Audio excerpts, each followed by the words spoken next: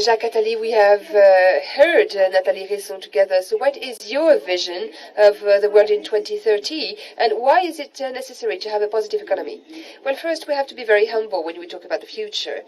We can make many mistakes, indeed, especially when we hear a conference such like this that could have been held a century ago in September 1913, we would have done exactly the same presentation as the one we've just heard about a future that would be very promising in terms of technology, a promising future in terms of demographic growth, a very worrying future in terms of raw materials because, well, you know, there were many horses and horse dung could have been, you know, spread all over Paris.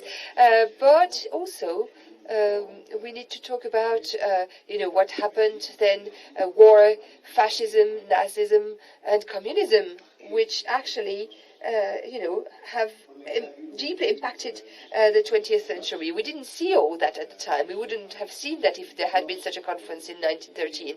We wouldn't have anticipated the problems of divorce, homosexuality, adoption, all these social phenomena that impacted the 20th century. And we didn't also talk about arts or aesthetics back in 1913 when we wanted to talk about you know, what would happen in year 2000. Well, you know, clothes and fashion had not changed, and you know, people would have made many essential mistakes. So, you know, you need to remember that we can make many mistakes and forget about what could happen in terms of ideological movement.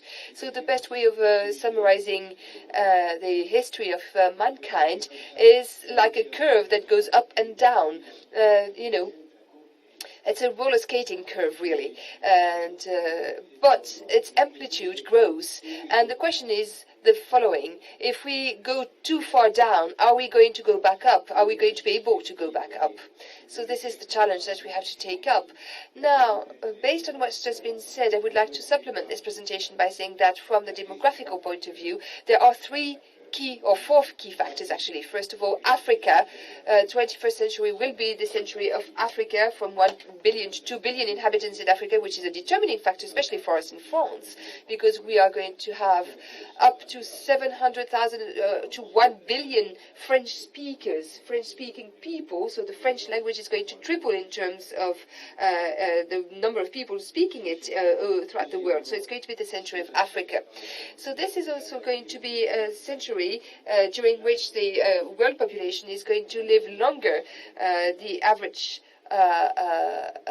living expectancy is going to grow, and life expectancy, sorry. And also, today we have approximately 220 million people who live in a different country from the country compared to the country where they were born. And it's going to grow there again, because, of course, people move a lot around from north to south, south to north, and so forth and so on. Another worrying trend is the imbalance between men and women. We have less and less women and more men. And there are many reasons underlying this problem, but this I'm not going to dwell on this difficulty now, but this is just to tell you about the general trend in terms of world population. Of course, except for the last problem I just mentioned, this is quite a positive trend, because the world is going to move. We are going to have many consumers and producers, indeed. Now, a second very important trend that we can predict are the technological changes. We are only at the start of this revolution of information technologies. Of course, we have the object internet, which is going to radically change the way we look at things. It's going to be a determining factor indeed. And 3D, cloud computing also, and of course, this is one of the trends we have to look at. Also, biotechnologies are going to grow, and nanotechnologies, of course. Neurosciences are also going to have a very deep impact in terms of aging of the population. So, more and more, one of the trends is that men could become more and more artificial and become robots. So, Also, another trend is that of unifying genders. And we are going to see that men and women are going to converge more and more. Women don't want to, have the same function as they used to have, and want to take up more and more of the male roles, and vice versa as well. So this is also going to be one of the trends. We are also going to move from the economy of scarcity to the different economy of abundance. The only scarce thing is going to be time, having time. So we can see that, if you look at arts and living arts and shows some people actually spend together, well, this is also going to change in the future. If you want to better understand how arts are going to change in the future, or if you want to understand what's going to happen in the future, you need to understand arts and how this is going to evolve. Remember Nietzsche, remember Picasso, Mondrian, they all were the first to see what was happening in society. They were the ones who announced tragedies way before everyone else. So this is why we really have to focus on arts as well if we want to be able to anticipate major trends in the future.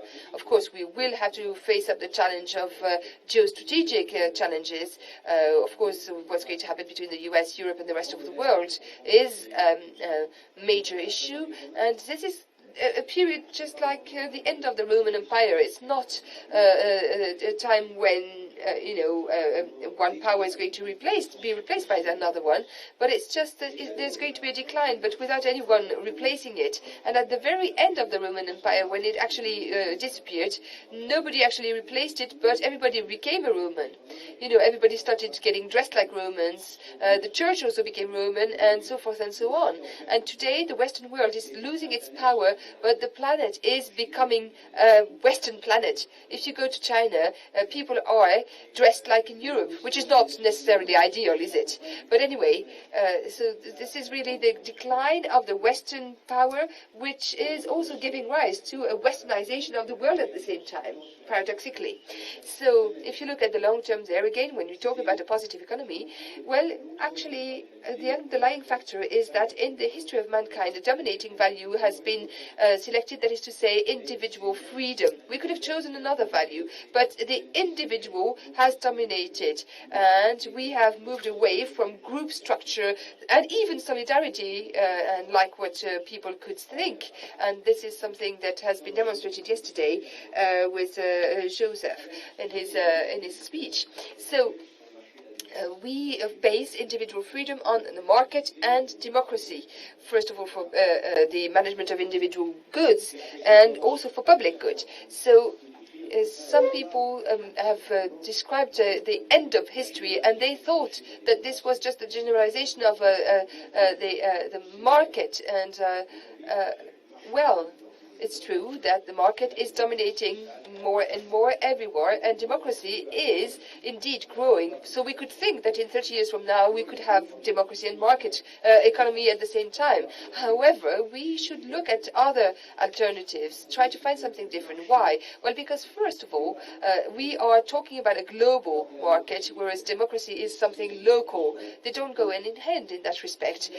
Democracy is something that happens in a country. So if you have a global market with a local democracy, then you don't have any rule of law, because this could very much lead to chaos. So the only example we have, and I've quoted it very often, and I think this is echoing today, the only example that we have of a country without a rule of law is Somalia, and this actually is very much similar to the model of 19th century's economies who believed that it was something perfect to have a market without a state. And we have this example of Somalia, and if you look at the world and the globalization today, well, you can talk about the fact that the world is becoming like Somalia. That is to say, we have more and more illegal economy, criminal economy with mafia, drugs and prostitution, child trafficking, and so forth and so on.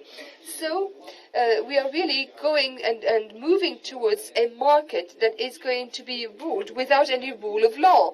And we have had a first example of that with the American crisis. The second problem in terms of this ideology of individual freedom is that if you're free, well, then that means that you can change your opinion anyway, anytime.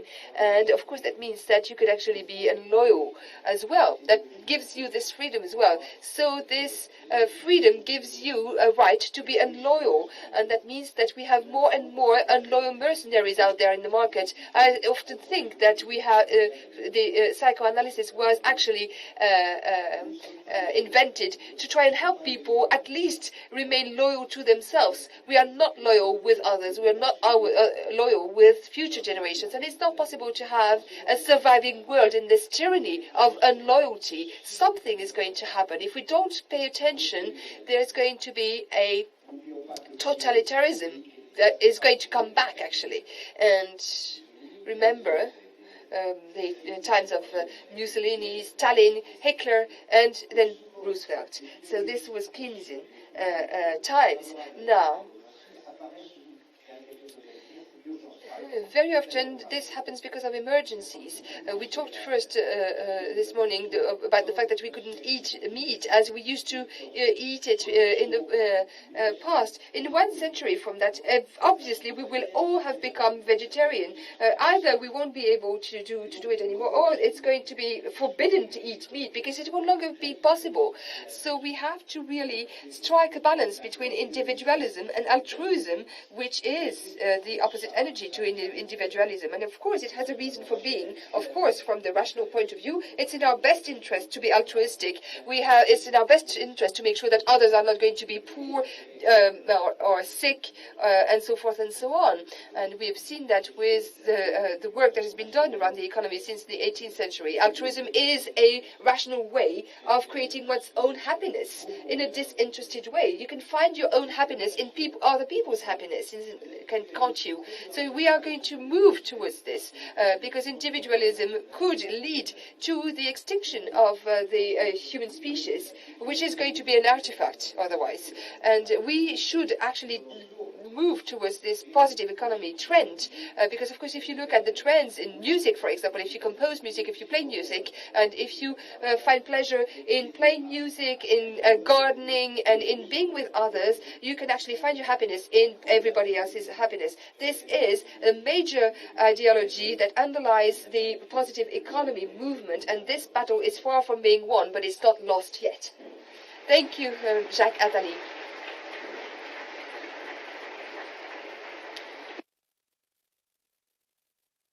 So this is the vision of Jacques Attali about the world in 2030s and the hazards and the changes. Joseph Stiglitz, I would like to ask you to give us your vision. And this is in English, directly. Ici, for a more positive economy. Quel danger voyez-vous et quel besoin voyez-vous d'une économie plus positive? What needs? Yeah.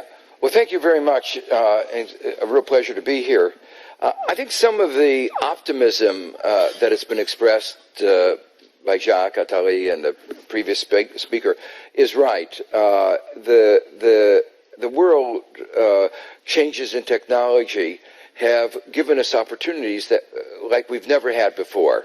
You know, for thousands of years, until about 200 years ago, most people had to spend most of their time just surviving, working to get food, clothing, shelter, and even then, typically inadequate, short lifespans. And then beginning about 200 years ago in Europe, in the advanced countries, we could have increasing standards of living. We could meet the necessities of life with a smaller and smaller fraction of our time.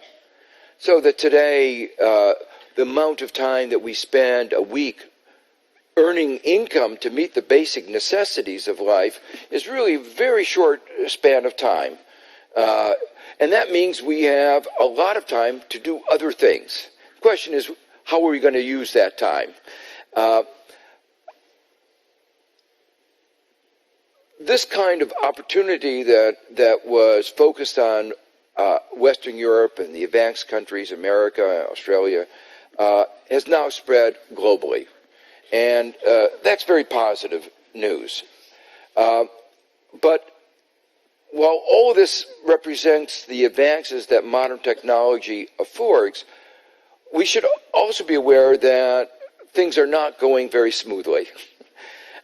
One problem has been alluded to repeatedly, and that is that we are consuming more of the world's natural resources than it has. And that's not sustainable. So our patterns of consumption are not viable over the long run. And it's particularly of concern that as those in the emerging markets, developing countries, have their incomes increase, if they imitate the style, say, in America, the world won't survive. So we know that the current patterns of consumption, the current patterns of behavior are not feasible. And so something will have to change. There was an old joke about two planets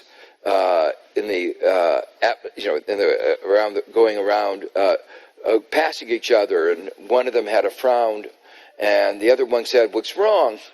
And the one said, "Well, humans." And the other one said, "Don't worry, it doesn't last that long." So the problem is, if we don't change, it won't last that long. So we will have to change. But the kind of market economy that we have doesn't have currently the incentives to avoid this abuse of our environment. In fact, the way our economy is working right now doesn't even meet, you might say, what our basic criteria for what a successful economy should be.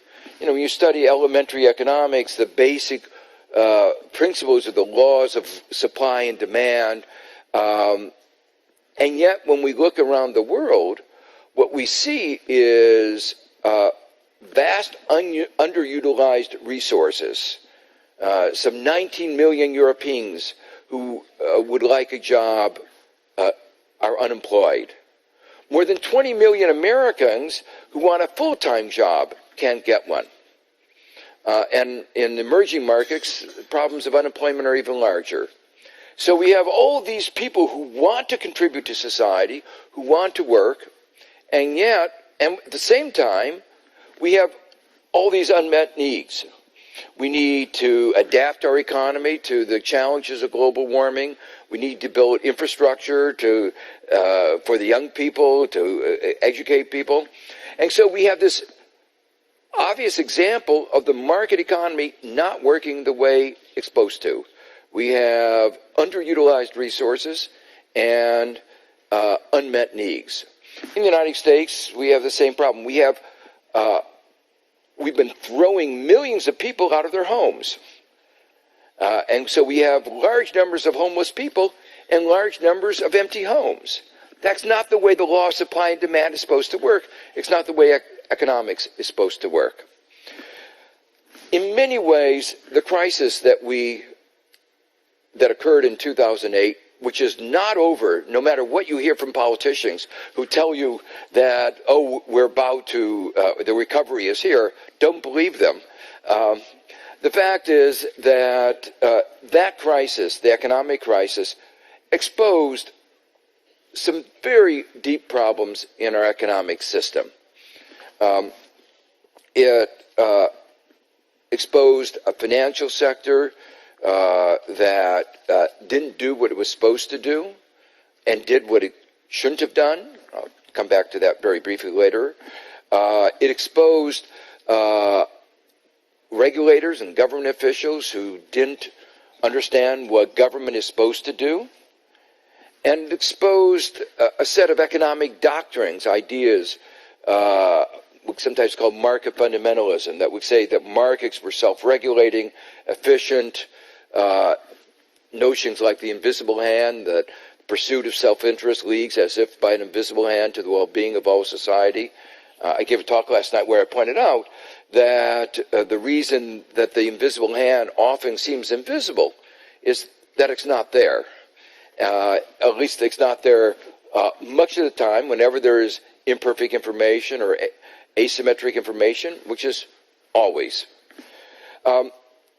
So the financial crisis exposed both that our market economy was not working the way it was supposed to, and that our metrics, our way of measuring how well we were doing, weren't working the way they were supposed to. GDP in the United States looked like it was much better than it was going in Europe. I remember coming to Europe in those years before the crisis, and everybody said, how could we imitate the United States? We don't hear that quite so much anymore. And what we realize is that the United States wasn't the model of success. But since the crisis, the flaws have been even become more exposed. Let me just give you a couple of numbers. Again, I mentioned some of these yesterday in a talk I gave, but I don't think they are sufficiently well understood. In a period of recovery for the United States, from 2009 to 2011, this is after the recession was supposed to have ended, 110% of the increase in income from 2009 to 2011 went to the top 1%. That meant the bottom 99% continued to see their income go down. That's not a recovery. And in fact, today, the most recent statistics show that the income of a full-time male worker in the United States is lower. The median income, half above, half below, median income is lower than it was 40 years ago. So our economy has not been delivering for most American citizens. It's been delivering for Bill Gates and for a few people at the top, but that's not a measure of a successful economy. When most citizens, year after year, are worse off, that's a flawed economy. And when they do that, at the same time they're endangering the future, it's even a more flawed economy. So as I look at the issue of an agenda for a better world in 2030, we have to understand the ways in which our economy has not been working and think about how we can rectify some of the problems. And so let me just spend a few minutes talking about some of the, what I would view as an agenda that would make us into a stronger economy in 2030. The first is, we obviously, the financial sector was at the core of our problems. We have to regulate the financial sector. The most important thing is restoring banks to doing what they're supposed to do. For instance, lending to small and medium-sized enterprises. Even in the American financial system, which is back to profitability, lending to SMEs is 20% below what it was before the crisis. So again, we don't have a recovery. The bank said everything is fine. It's not for most Americans, and it's not for our small businesses. And there are a whole set of regulatory problems, problems of too big to fail, problems of excessive risk-taking, inadequate capital, lack of transparency. There's a whole list I can go on, shadow banking system. But the most important thing is to get the banks back to doing what they're supposed to do.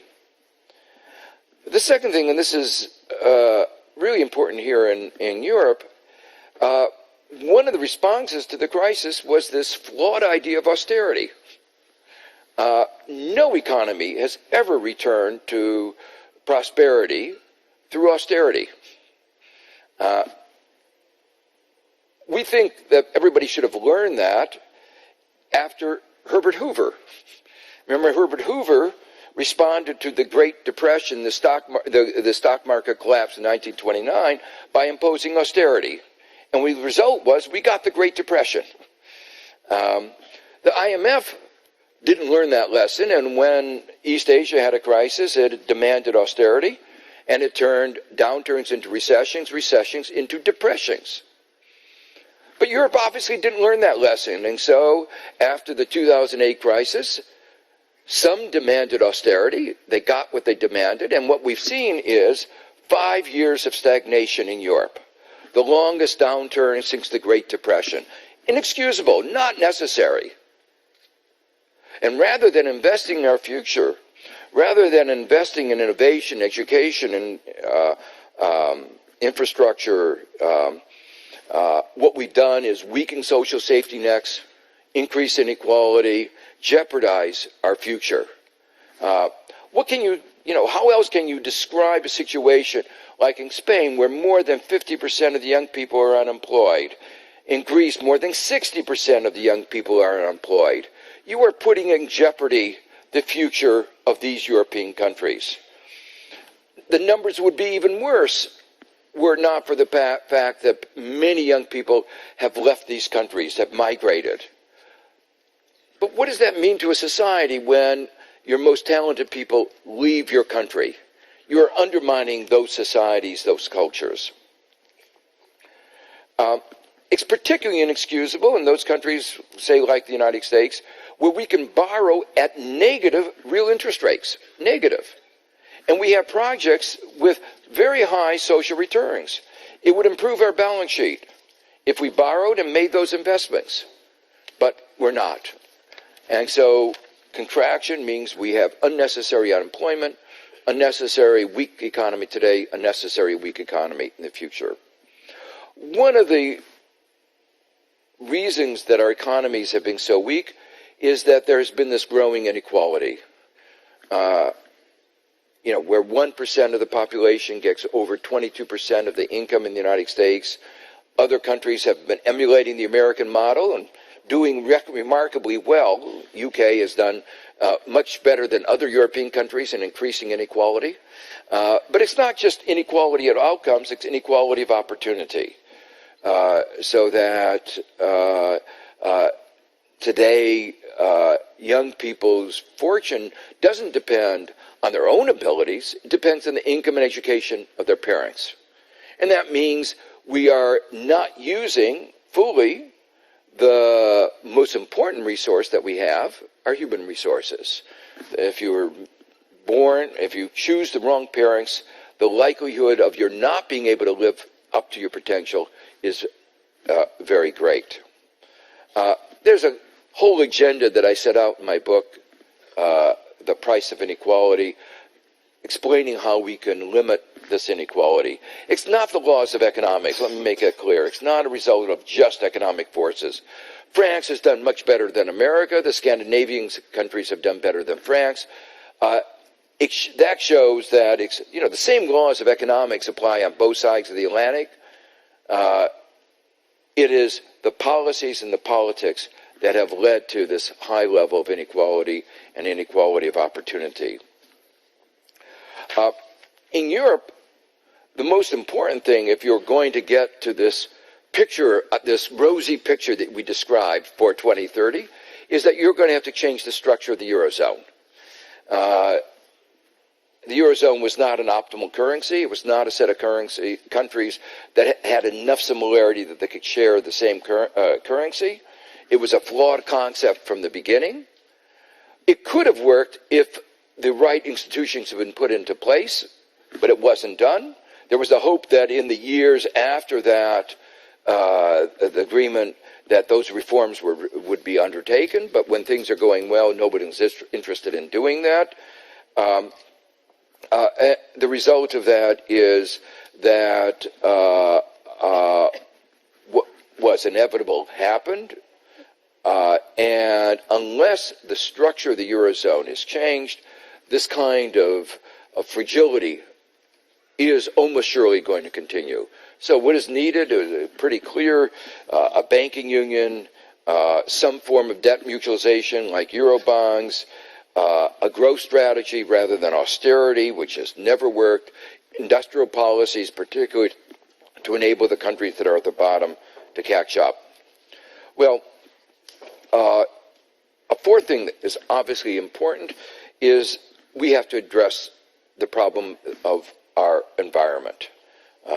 The demands that we are putting on our environment that are beyond the ability of our environment to sustain. It's a pressing issue both morally and, I believe, economically. And it affects inequality both within and across countries.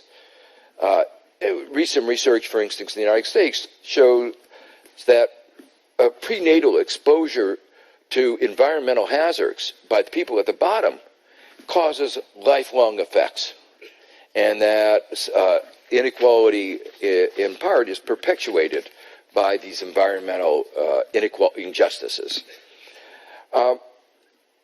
More fundamentally, and this relates to the work of the Commission on the Measurement of Economic and Social Progress, we need to reassess our priorities.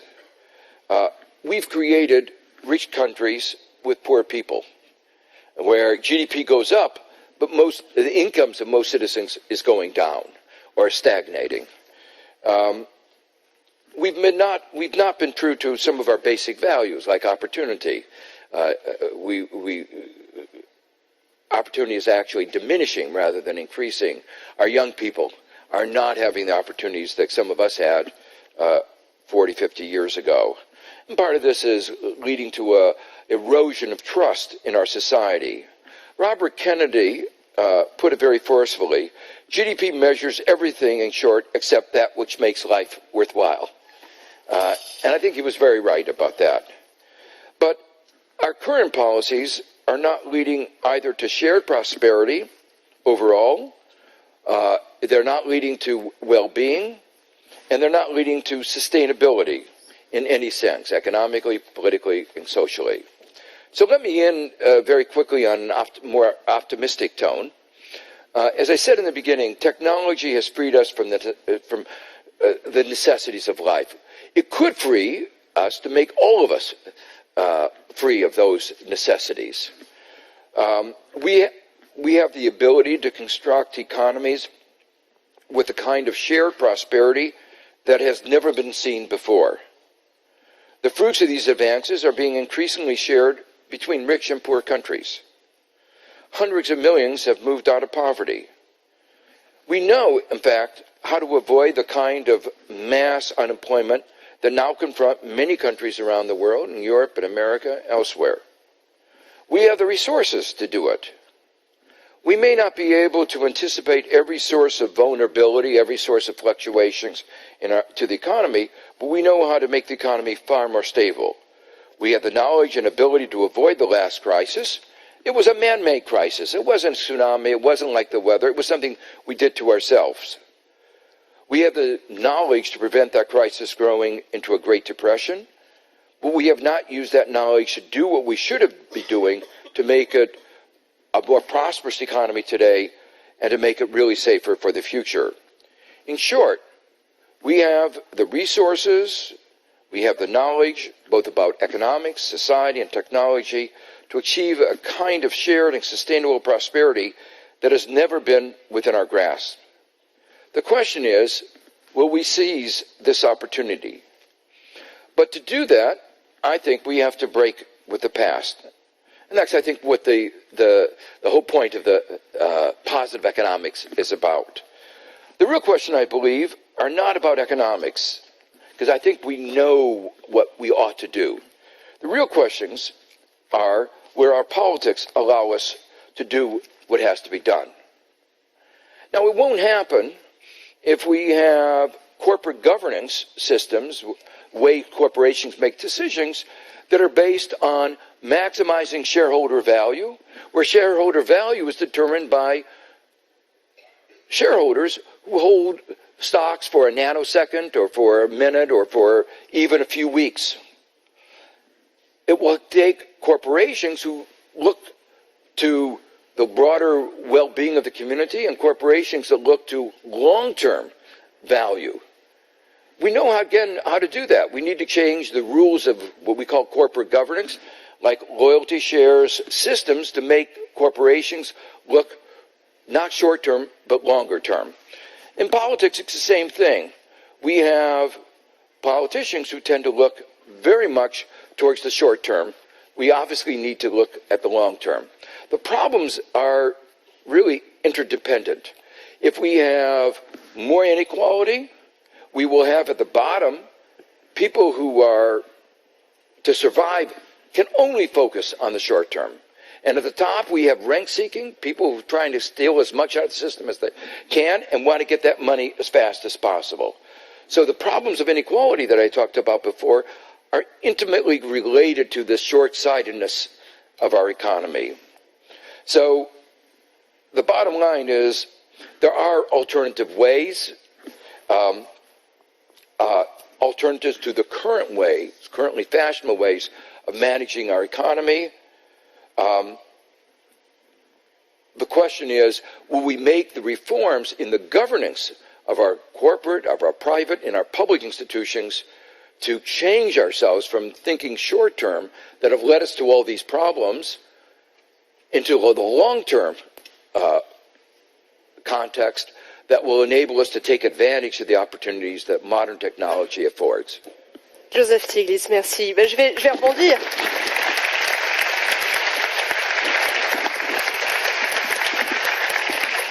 Je vais rebondir sur cette idée. I want to pick up this idea of short-term and long-term vision. Jacques Attali.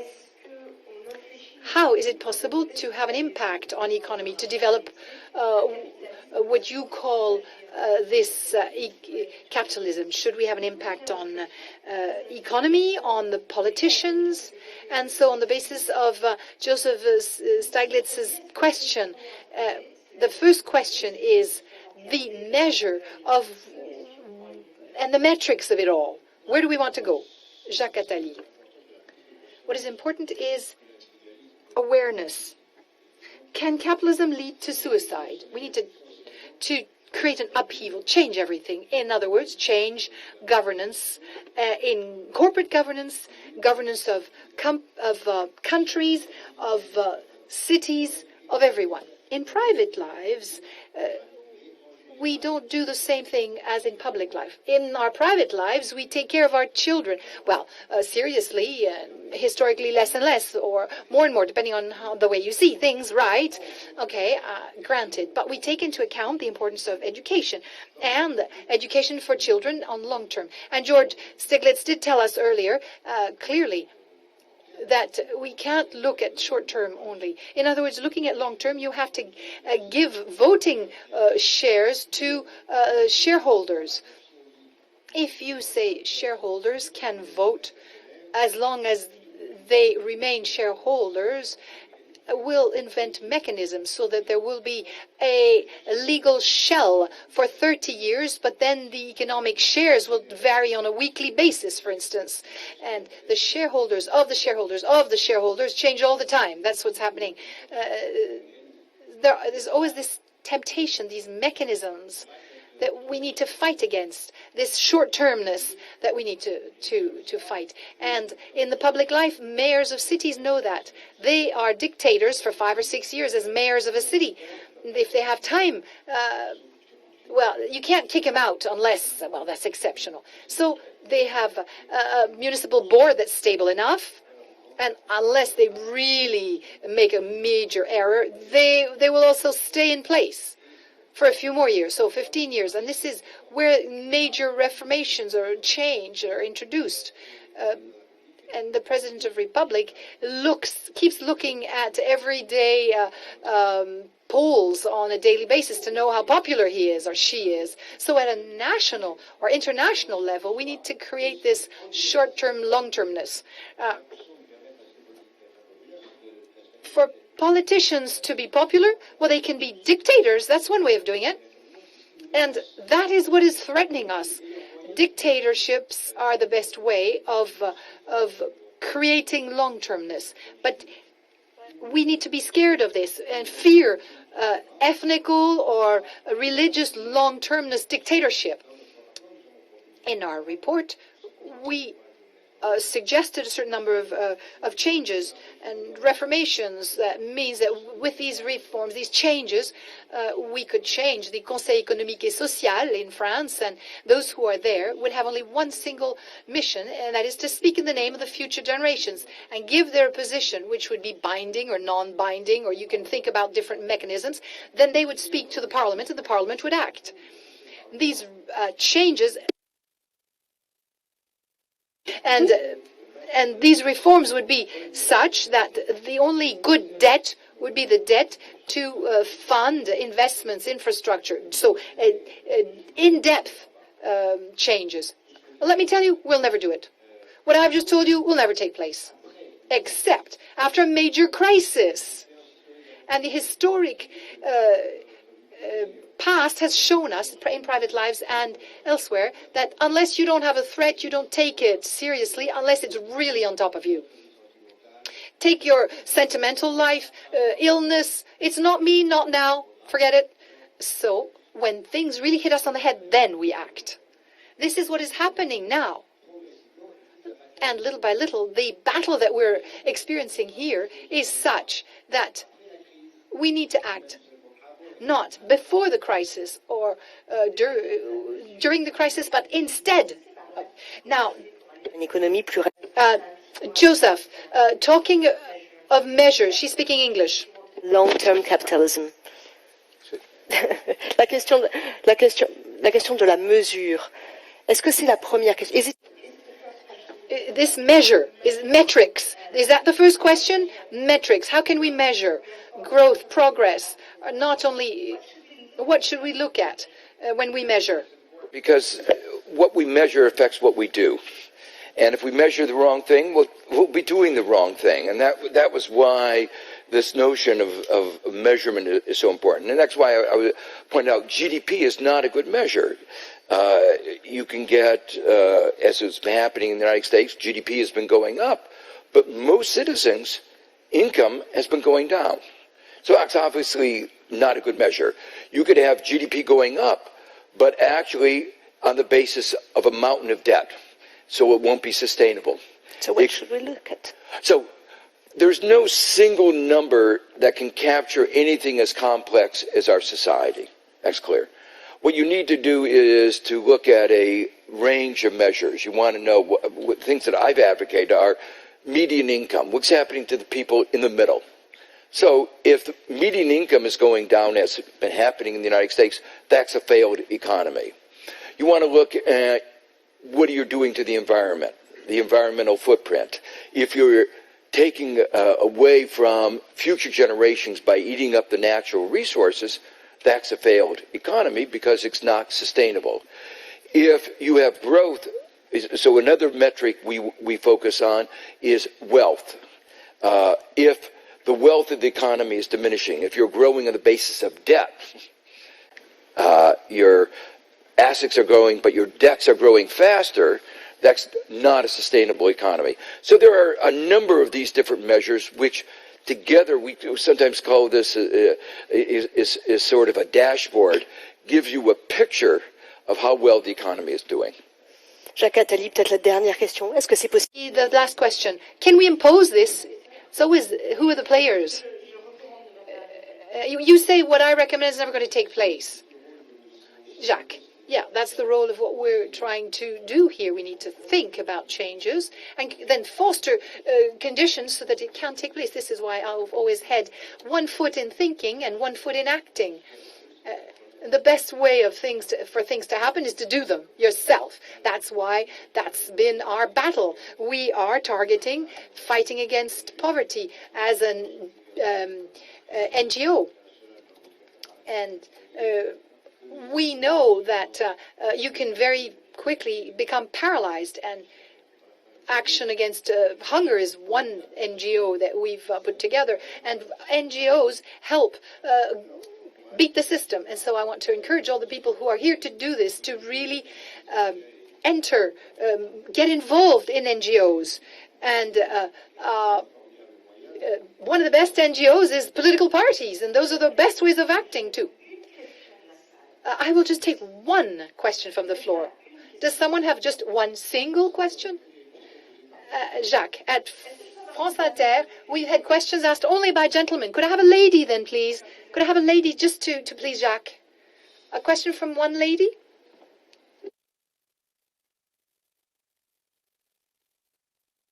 Please stand. In your project of a parliament, it's not necessarily a parliament, I call it that way, parliament for the future generations, I don't quite see how we could reason.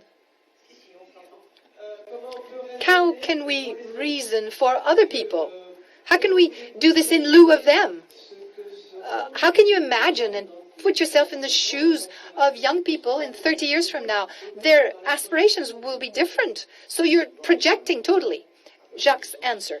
Parliamentarians, as far as I know, are supposed to reason and think for others. If they only do it for although looking at how they do, they are thinking for themselves, certainly when they are both mayor and senator and deputy all at once. That's something that's typically French. But anyway, when you listen to them and how they expose the point of view of others, well, I don't know. But empathy is something that empathy and sympathy are not the same thing. Empathy is the capacity of putting yourself in the shoes of somebody else. And your question is a very important one. How can you actually step in the shoes of somebody else if you don't know how they're going to be thinking? There are a few obvious points. You heard that earlier. You need to leave this planet in a better stage or better state than when we've received it. The health systems, economic systems can create conditions that will improve so at least the others can pick the stupid things that they want to do themselves. So the first thing is allow them to do whatever they think is wonderful, but is stupid, in fact.